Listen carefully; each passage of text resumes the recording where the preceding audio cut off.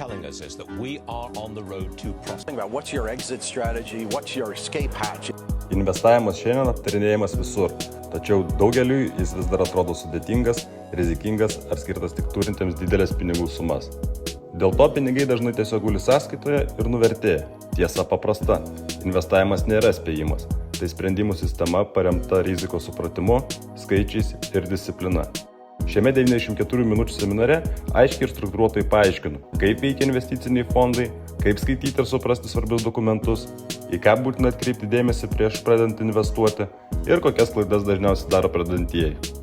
Parodau realius pavyzdžius, paaiškinu, kur slypi tikroji rizika ir kaip priimti sprendimus ne emocijomis, o logika.